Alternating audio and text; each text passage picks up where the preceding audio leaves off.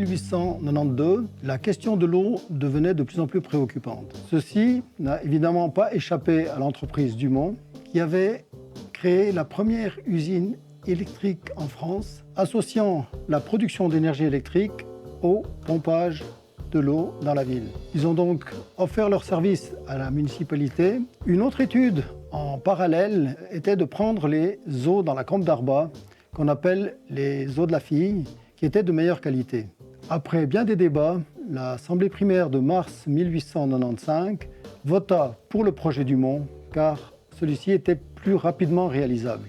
Ce projet consistait à turbiner les eaux de la borgne et amener les eaux de pompage dans la nappe phréatique dans un réservoir situé au sommet de la ville. On peut d'ailleurs toujours voir les ruines du canal d'amener des eaux des turbines Dumont sur les rives droites de la borgne, ainsi qu'on peut toujours se désaltérer au réservoir, puisque ce n'est autre que le café du réservoir à Plata, en face de la caserne des pompiers.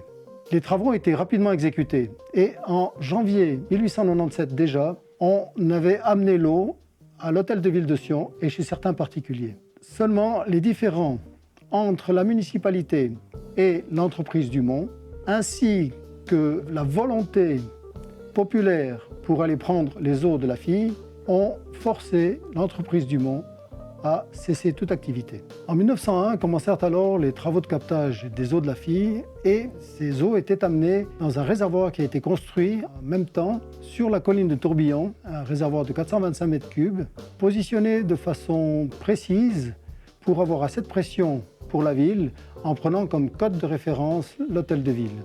Bien sûr, en allant chercher l'eau des sources, on avait moins d'eau dans la Sionne. C'est pour ça qu'on construisit à cette époque, de 1901 à 1903, le BIS de Sion, qui restituait l'eau prise par les sources pour l'eau potable. Pendant une trentaine d'années, la ville de Sion a été alimentée par les eaux de la Fille et aucune alimentation supplémentaire n'a été effectuée. Seuls quelques quartiers ont été raccordés au réseau, Uvrier en 1911 et Pont de Bramois en 1912. Quant au quartier de Pont-de-la-Morge, Châteauneuf et l'école cantonale d'agriculture étaient eux alimentés par les eaux de la commune de Comté. En période de sécheresse, les puits des Roncaux et de Sainte-Marguerite étaient mis à forte contribution. On décida alors d'augmenter encore la capacité de stockage en construisant un nouveau réservoir sous le château de Tourbillon en 1964 d'une capacité de 6000 m3. Un deuxième puits a été l'année suivante creusé à Sainte-Marguerite pour augmenter de nouveau les débits. Mais en 1981, le puits, malheureusement, s'est ensablé. Il a fallu alors accélérer le processus qui avait été mis en marche déjà pour construire la station de pompage des Grands Champs Secs au milieu du golfe. Et en 1985, on avait deux nouveaux puits de 30 mètres et 50 mètres pour une capacité totale de 18 m3 minute.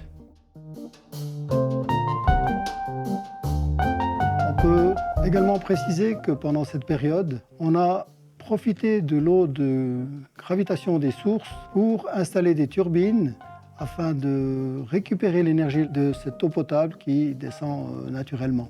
Pour une production totale actuelle de 1 650 000 kWh qui correspond à la consommation environ de 500 ménages. On se rend bien compte qu'avec l'augmentation de la population, avec les problèmes qu'on peut avoir sur des captages, sur des pompages, la problématique de l'eau perdure actuellement encore. Plusieurs solutions sont envisageables.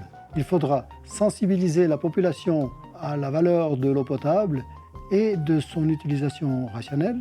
On devra à l'avenir plus prospecter par des études géologiques de nos bassins versants pour trouver d'autres sources en profondeur. Il faudra intensifier les connexions intercommunales de manière à pouvoir s'échanger l'eau selon les besoins spécifiques. C'est en appliquant ces mesures et en faisant un effort tous ensemble qu'on pourra assurer un approvisionnement en eau dans le futur.